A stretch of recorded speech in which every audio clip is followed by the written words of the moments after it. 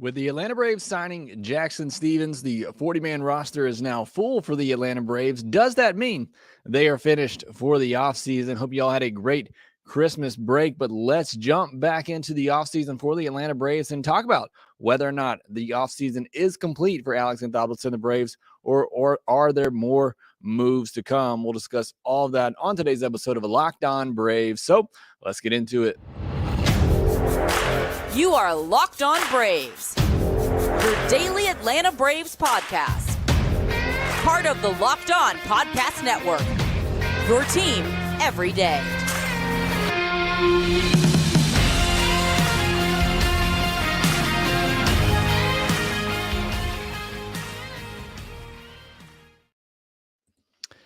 Hey, and welcome back to Locked On Braves, part of Locked On Sports Atlanta, where we cover your favorite Atlanta sports teams each and every day.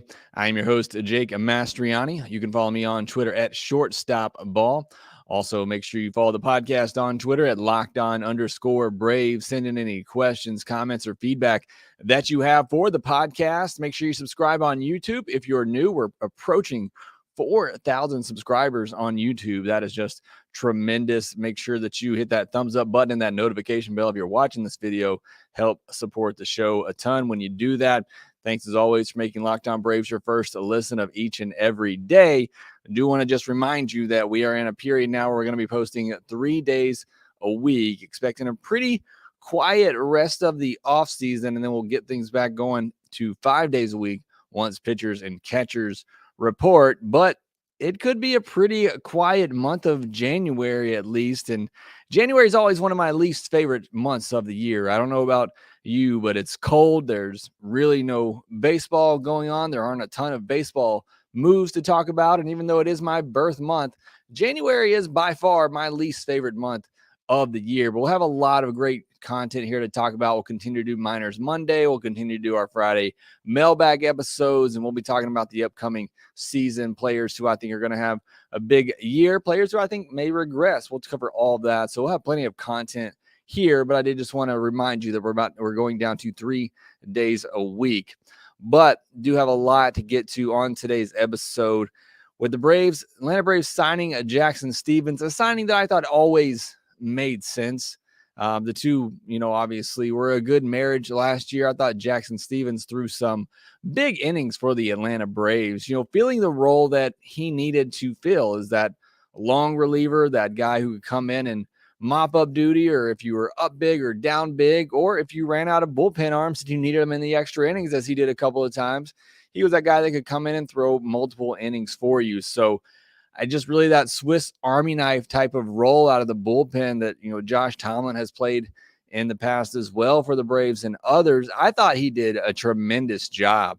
Again, nothing amazing. He wasn't somebody you wanted to give the ball to in a must-win game, in a 1 or 2 run game. But again, you need guys like that over the course of 162. And I thought Jackson Stevens did a tremendous job, and it just seemed like a great fit with the Braves. He's a great clubhouse teammate from everything that you see and heard.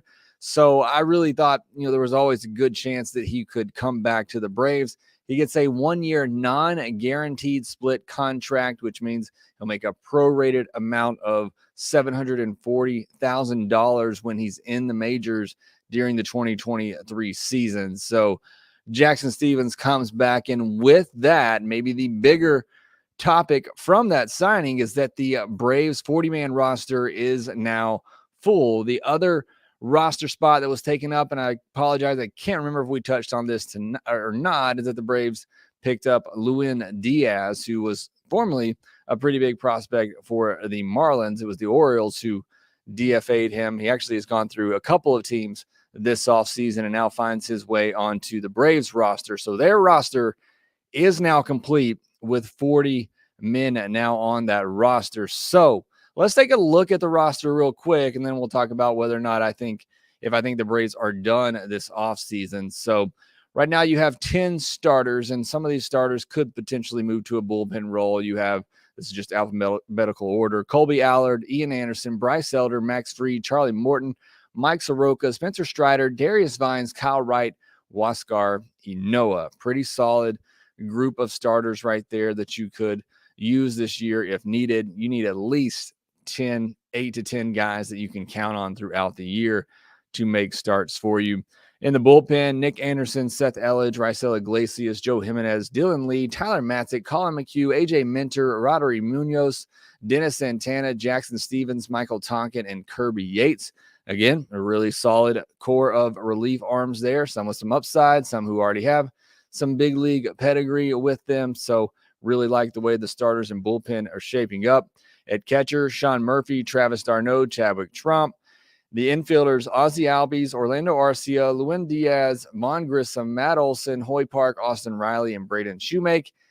Really the one area, I guess you could say, maybe needs a little bit more, outside of Albies and Olson and Riley. Are not exactly sure what you have there. Would love some more infield depth.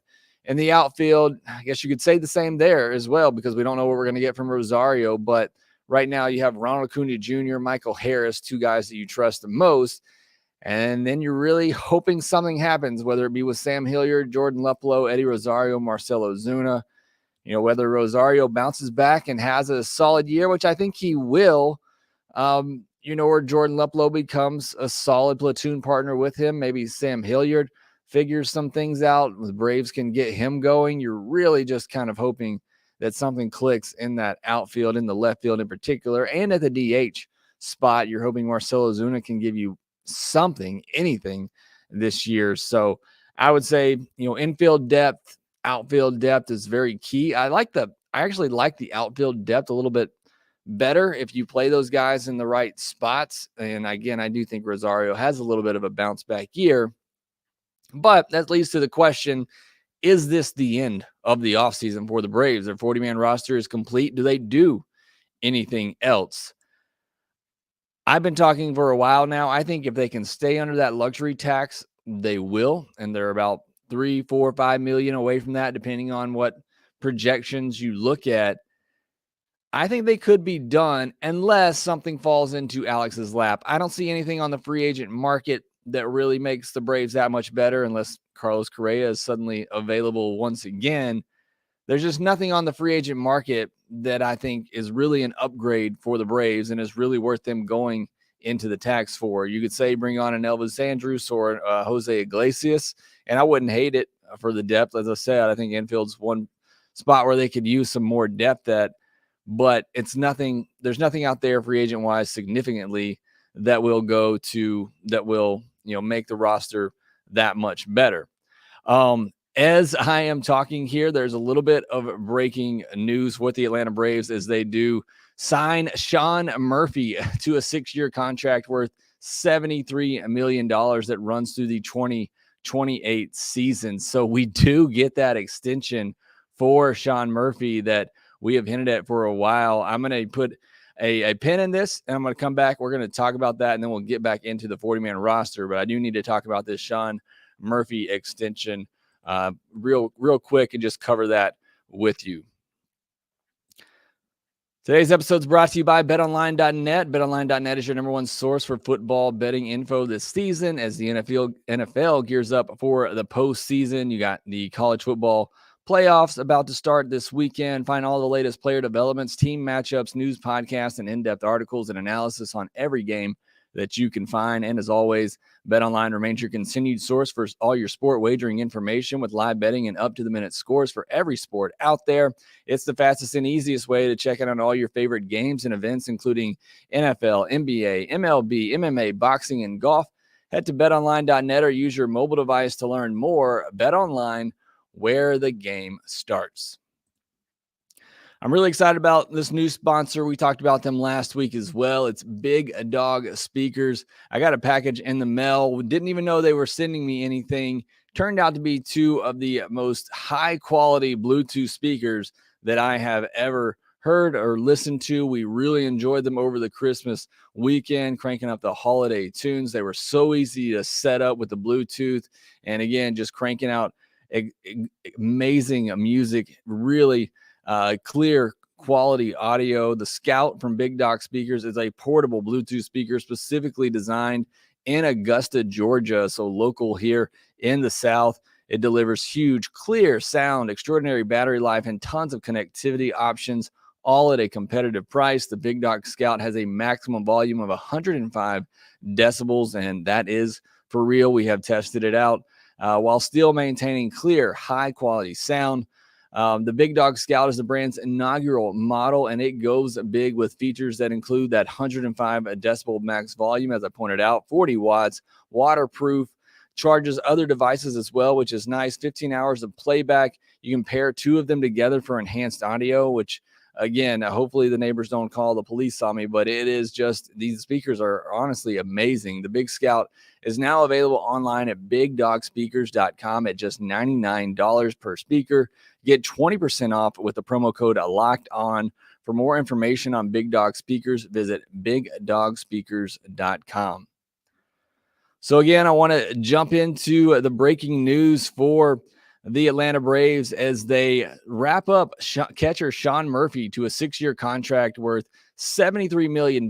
This runs through the 2028 season. So Braves buy out the 3 years that he has in arbitration left, and then also 3 more free agent seasons, which is just truly an incredible deal for the Atlanta Braves, for one of the best catchers in all of baseball, especially defensively.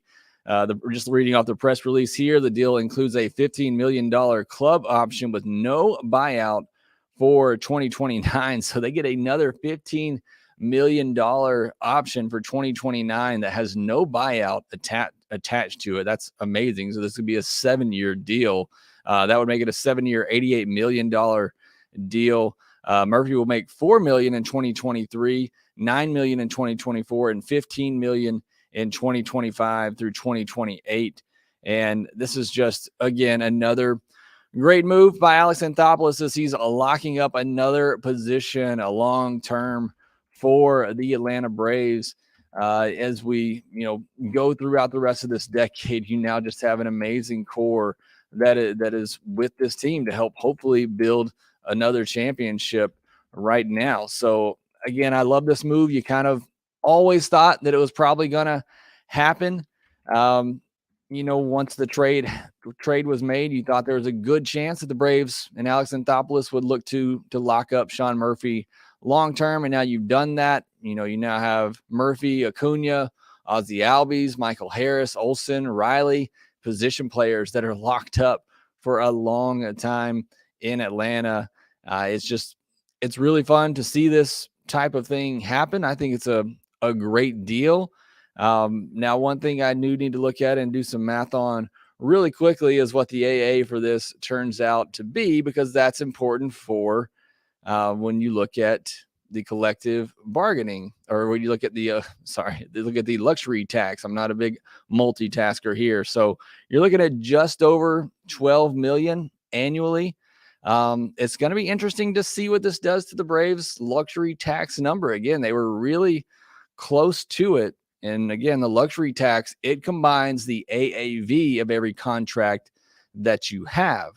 It doesn't go, because he's only going to make $4 million in 2023, but it goes by the AAV. So it puts that at $12 million towards the luxury tax. So again, I have to do the math on this and come back, but I got to imagine if it doesn't take the Braves into the tax, it's going to be very close. And if the Braves are going to go into the tax, I feel like there's got to be something else that they do this offseason in order to upgrade this roster. So incredible deal. Thank you to Double A, who says it's about 12 million a year. Thanks. Math is hard. But 12 million a year for a guy who was a top 3 catcher all of last year, who's coming into his prime. I think this is an amazing deal for the Atlanta Braves, and good deal for Sean Murphy. Look, everybody talks about these extensions that the Braves do and how do they get them done. It's great for the player. You never know what's going to happen. The Braves don't know what's going to happen in these contracts. They're hoping these players continue to play at the level they're capable of throughout the entirety of it, and that they're end up making them look great on that contract. But somebody could get injured, somebody could regress, and these players now have security. Sean Murphy's 28 years old, so this is going to take him into his mid-30s. I mean, this may be his last his only, real big contract that he's going to get. And Braves get him for under $100 million. You look at what Wilson Contreras just signed with the Cardinals. He got $97 million. So I think this is a good deal. It's less than what JT, Real Muto was getting, which is what I thought might be a good comparison as far as what Sean Murphy could get.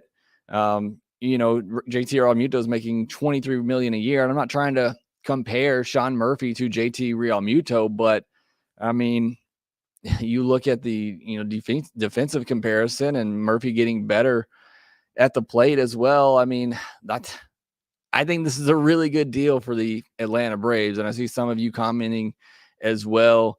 Champ 2021 says this is a good deal to lock him into that AAV long term. Again, we're talking about 12 million AAV overall. That's not all that terrible. AG7 says they're projected to have 226 million before this. If ARB projections are correct for Fried and AJ, this would put them about 235, which would obviously be over the 233 luxury tax. And that's what Annabella Self had asked. This extension put us in the luxury tax. Love the extension. I'm kind of thinking it does. Again, a lot of it's all projection right now because of the arbitration process that's still going on. But I got to think this takes them into the tax. You're going from a player who is projected to make $4 million this year, he's projected to make $2.5 million. So even the $4 million you were going to pay him this year was more than he was projected to get in arbitration. But now you take the entire AAV, which is over $12 million. I got to think this takes them into the tax at this point. Looking at some more of the comments on the Murphy extension, Daniel Painter, Murphy extended, Diego talking about the Murphy extension as well. Yeah, I just think it's a Disney for the win says, I'm so happy to see a Murphy in an Atlanta uniform again. That's a great point. I thought about that the other day when I kept writing down Murphy in my show notes, and I didn't get a chance to watch Dale Murphy, but I get to at least watch another version of Murphy in Atlanta. Strider or D13 says, why do we keep d'Arnaud? d'Arnaud was getting ready to transition into that backup. d'Arnaud may be the leader of this team, or one of the leaders of this team. I think you keep him, for that, and he's really good. He was an all-star last year, so I think it's very smart to keep d'Arnaud around. I think they try to extend him beyond this year as well. They actually have an option on him for $8 million for 2024. I would not be surprised they pick up, but he's getting to that point in his career, and he's struggled with injuries as well, that he's kind of transitioning into a backup type of role.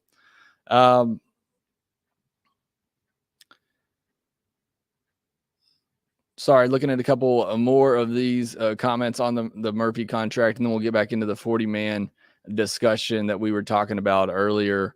But yeah, I just overall my initial thoughts on this, and again, it's breaking live here, so I apologize if a little bit disjointed, but that is a big deal. The Atlanta Braves lock up Sean Murphy long term, along with the rest of this Braves core. Just another amazing move by Alex Anthopoulos and the staff to just get this core together. So now, position player wise, you're talking about catcher, first base, second base, third base, center field, and right field that is locked up for 2027, 2028 for most of these guys.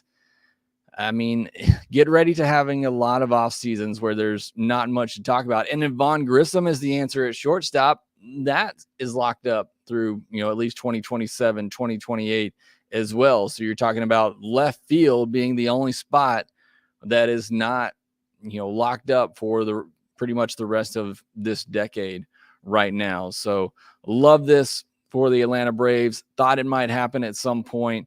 Here it happens in the middle of recording a live podcast. So excited to be able to break that news or talk about that breaking news here with all of you. But now I want to jump back into the 40-man conversation as well. We'll talk about that here after the break. New Year's is coming up. You got to be very careful. You're out with friends. You're putting back a few drinks. A few becomes a few too many. As the evening comes to an end and people start to head out, you think of calling for a ride, but you decide not to. You think you live nearby. You can make it home okay. It's no big deal. And what are the odds of you getting pulled over anyway? And if you get pulled over, what's the worst that could happen? Your insurance goes up. You lose your license. You lose your job. You total your car. Or you end someone's life or your own. Everyone knows about the risk of driving drunk. The results are tragic and often deadly. However, that still doesn't stop everyone from getting behind the wheel while under the influence. That's why police officers are out there right now looking for impaired drivers on our roads to save lives. So if you think you're okay to drive after a few drinks, think again, play it safe, and plan ahead to get a ride. It only takes one mistake to change your life or someone else's forever. Drive sober or get pulled over. This message brought to you by the National Highway Traffic Safety Administration. So I wanted to get back into the roster discussion, and then if we want to talk some more about the Sean Murphy extension, we can. But my initial question is, are the Braves done? Have they done enough? I think they are pretty much done adding to the roster. Maybe they'll extend a few more guys, but I think the roster is pretty much set at this point, unless something falls into Alex Anthopoulos' lap, unless a trade comes up that just makes too much sense. Look, the Sean Murphy trade, he thought it was done, it was over with, and then things happened and it came back around to him, and a deal, ended up coming together. So it's not out of the question that another trade could come up, that, he's got some irons in the fire out there, and if a phone call happens and things start to ramp up, would not surprise me. He's going to do whatever it takes to upgrade this team to try to make it better for next year that makes sense for the long term. So again, it wouldn't surprise me if another deal happens, but I think for now, I would not be surprised if this is the roster going, for the most part, going into the season. Now, is that enough? That is the next obvious question. I've been preaching all offseason that I thought this roster was enough, going into the offseason to at least compete, and I still believe that. You look at Fangraphs projections, it has the Braves with the fourth most WAR among position players based on current depth charts. That has the Mets at the top at 54, obviously, but that is also with the Carlos Correa signing, which is in question right now. We'll talk about that in a second. They have the Yankees second at 53.2, the Padres at 52.5, the Braves at 50.5. That's with left field and DH being the only positions on the Braves projected to have less than 3 WAR, 1.1 in left field and 1.0 or 1 even at the DH position.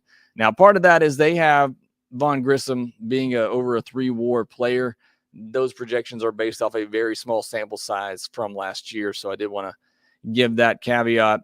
The Rays are next at 50.1, and the Blue Jays, Astros, Dodgers, Cardinals, Guardians, and Phillies.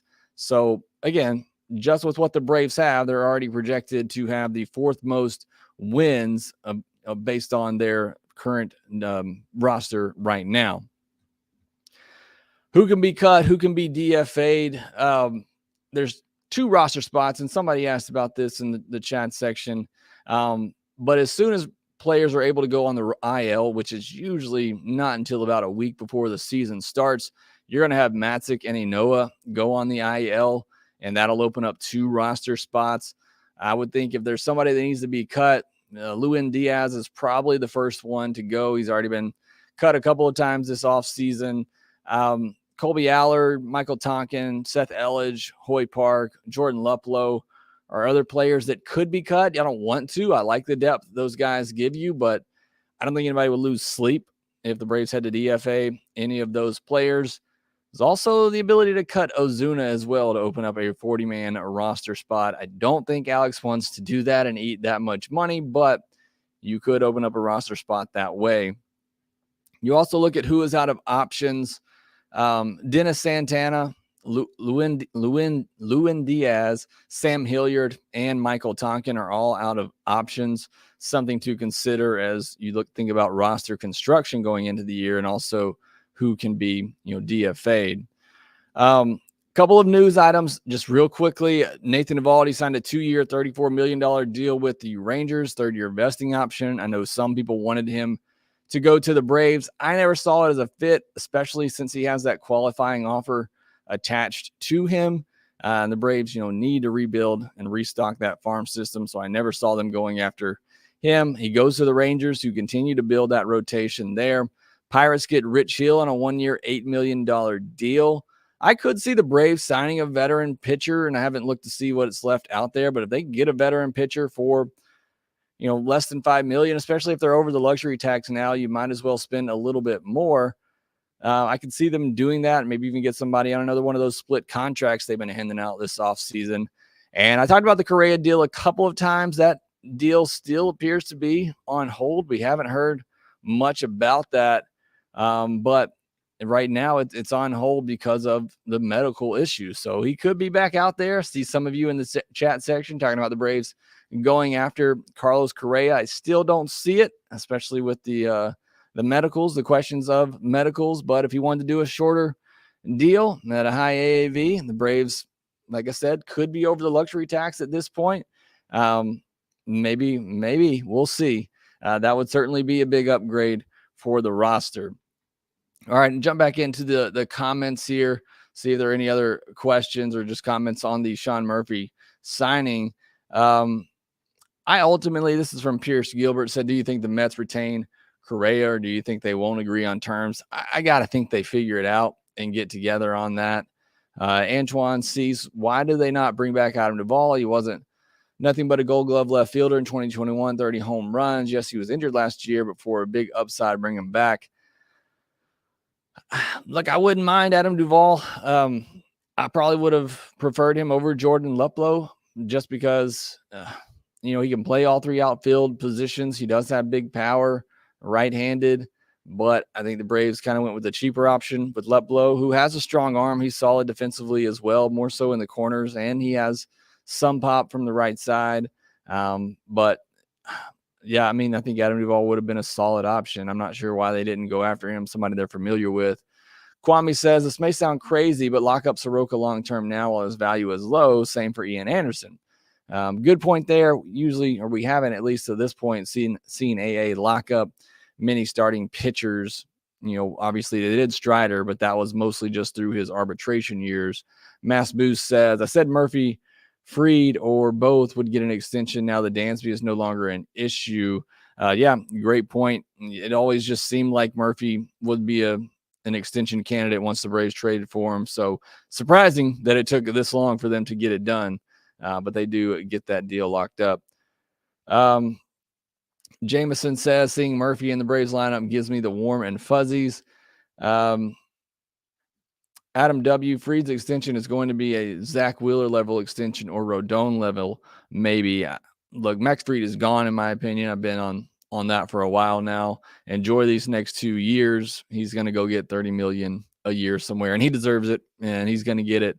And I don't think it's going to be from the Braves. Champ 2021 said it's all about the leadership with Travis d'Arnaud. I agree. I think it's great to keep him on the roster, and they definitely should. AA 3403 says, I believe in Arcia Grissom. I hope so, because I think that's it right now. Strider says, I want Eddie and Ozuna gone. Thoughts? I'm good with getting rid of Ozuna, and if you could trade Eddie and free up that $9 million that's owed to him, I wouldn't hate that. But I do think Eddie has a little bit of a bounce back season, but it's not like he's great defensively. I think he mostly needs to be the DH. So I wouldn't mind getting rid of Eddie, but I also think he could be at least league average next year with the bat. Leslie Anderson says, great deal for the Braves, locking up Sean Murphy. Jameson said left field is going to be an issue this year. I think so as well. John Lee, with all these $1 million deals, we could have had signed someone worth signing. Jackson is a scrub. Look, they signed Upside and Nick Anderson. I like that move, and I like Jackson Stevens because, like I talked about at the top, what he can give you in the role that he plays. Yeah, he's not going to be that shut down 7th, 8th inning guy, but it's important to have those mop-up guys over 162. You're not going to put them on your postseason roster, but they are important over the course of a season. JL says if Rosario can hit left field, will be okay. I agree. And I think he has to hit better than he did last year. And look, the guy couldn't see for the first month of last season. And it's not like he was great when he came back, but again, I think full off season to rest and heal and adjust to the surgery. I think he'll be fine. Adam W. I always feel like Rosario and Ozuna can bounce back. We will see. They have years of good performance. It's possible. William Fulgham says, don't want Correa with the leg. Not worth it. It's interesting because the leg injury, I think, happened before he was even in the big leagues. Actually, listen to Locked On Mets, and you should go over and give them a listen. Ryan does a great job with that podcast, and he kind of broke down what was going on with the medicals there. Very weird scenario. I definitely would not sign him to more than 10 years, but I think he could be fine in the short term. JL Duvall is going to the Mets probably. That doesn't scare me as much as I wouldn't mind them getting the Braves getting Duvall back. It doesn't scare me if he were to go to the Mets. Keith Connolly, get Profar helping left and shortstop. Don't know how much shortstop Profar has played lately. I mean, could certainly give you some depth there. It wouldn't be, I wouldn't mind Profar for the bench if you're going to use him in that type of utility role. Pierce Gilbert says, with Correa, do you think the Mets still have the upper hand in the East? I would rather New York to take number one, so the Braves have the advantage being a wild card. I do, and I have said when the Mets signed Correa that was the cherry on top. At that point, the Mets were just replacing what they lost last year. Correa, and even Steve Cohen said that was the signing that took them over the top. So without Correa, I'd probably say it's at least even, because like I said, the Mets just replaced what they had last year. The Braves, you could argue, have maybe taken a step back, especially defensively at shortstop. Not that I think Vaughn Grissom is going to be terrible. I know Joe Me at the top was talking about that as well, that he thinks Vaughn Grissom will be fine at shortstop, and may be. But that is either way, it's going to be a step back. He's not going to win a Gold Glove next year. But to answer the question, Pierce, I think without Correa, Braves and Mets are a lot more even. If the Mets have Correa, I would definitely give them the edge. Greg Harris, I believe in Rosario and Vaughn and feel they will be solid going forward. I think cutting Ozuna and eating that money to free up a spot. They could certainly do that if they wanted to free up a spot. They could cut Ozuna, but he's making a lot of money, and money, unfortunately, plays in as a big factor when deciding those things. William says Braves win the East for the sixth time. Go back to Pierce's comment too. He talked about the Mets getting that division, so the Braves get an advantage being the wild card. The Astros didn't win the wild card. They won their division. They didn't go to the wild card. So I still think it's beneficial to win your division. I just think the Braves, I think they checked out mentally after that Mets series and just did not show up in the postseason. But they got to figure that out, because I still think it's a benefit to win your division more often than not. DDM says Sean Murphy has worked $12 million a year in this market. Solid deal for the Braves. I think it's an outstanding deal. Jameson says, I'm a fan of bringing back Duvall. All of you are. Look, I've had so many comments this offseason about fans wanting to bring Duvall back. I didn't realize how much Braves fans loved him.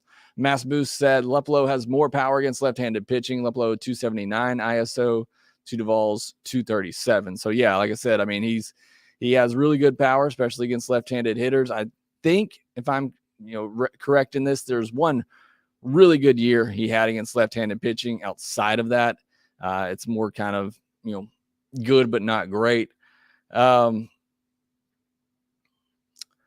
Jimmy Brenneman says, I'd love to see Iglesias handle short for a year and have Grissom get a full year of short in AAA. I honestly would not mind that. Unless Grissom just comes into spring training and he just looks excellent at shortstop, which is possible.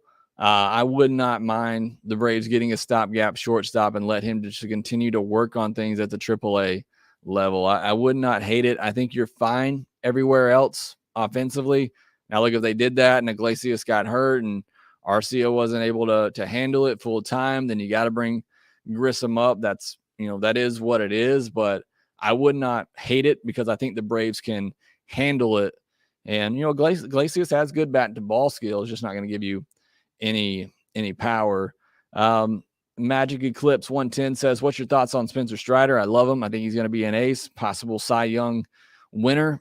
Definitely a contender going forward. I think he takes over the ace role for the Braves, especially when Fried leaves in a couple of years. William Fulgham says Mets will always Mets, even in signing Correa. It's just the facts. They blew it always. I hope so. You got to think they get over at that point. Look, the Braves couldn't get out of the first round for 20 years before they finally punched through and then ended up winning a World Series. So the Braves kind of had that moniker as well for a while. Double A says, I like the person who does Locked On Yankees. She is funny. Yeah, Stacy is great. I would advise you to go listen to a lot of Locked On podcasts. There's a lot of great hosts out there. Some of you coming in about the Sean Murphy signing. See, Joe Wild was excited about it. He's wild about it. JL, the Mets will probably give Duvall 4 years, $500 million contract. Duvall has become a topic of discussion for tonight. Joe Wild, Jake, how do you feel about the Sean Murphy extension? Go back to the second segment, but overall, I love this deal. I think it's amazing to lock up a catcher of that quality for $12 million a year. So I do want to just read this. I'm kind of reading through his tweets right now. David O'Brien says the AAV of Murphy just over $12 million puts the Braves over the $233 luxury tax salary cap, at least barring any moves to unload salary. Their actual payroll for 2023 is about $210 million. And then he followed up and said that's projected over $233 million. That's including arbitration raises, unsigned ARB guys. But it's not by much. And I'm just reading this from David O'Brien's tweet. And again, going over slightly wouldn't cost much.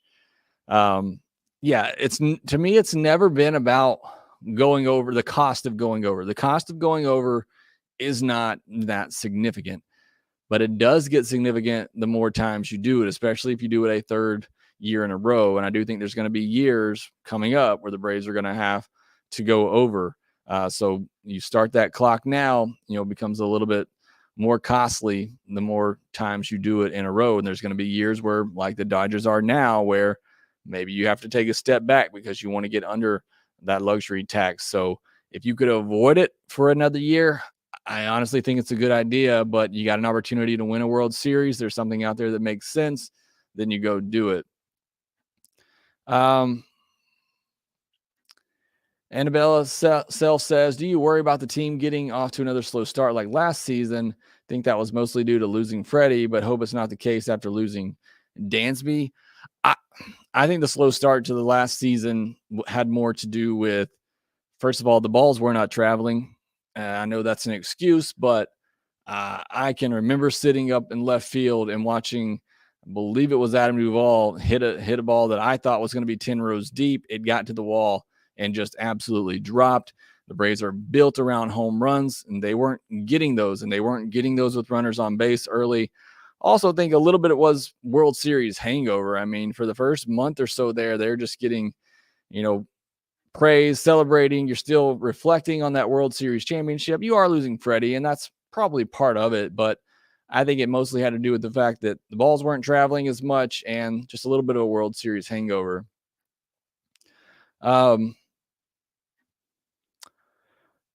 All right, couple more here. Adam W., do you think that since we are into the luxury tax that we will spend a little more and stay in the tier 1 bracket, like signing an AJ Pollock rate to $10 million? And yeah, this is what I said earlier when we talked about the Murphy extension, is that if this is to take you into the tax and it looks like it's projected to do so, then go spend something else. Go get Elvis Andrus. Go get Jose Iglesias. Go get AJ Pollock. Stay in that first, threshold or don't. It's not my money. I don't care. But I just got to think if you're going to go into that first tax, the tax on it is not that big. You might as well go up into that $253 million threshold before the tax does go up. So I would think that if you're going to go over, you might as well just continue to do so, at least in that first bracket between 233 and 253 million.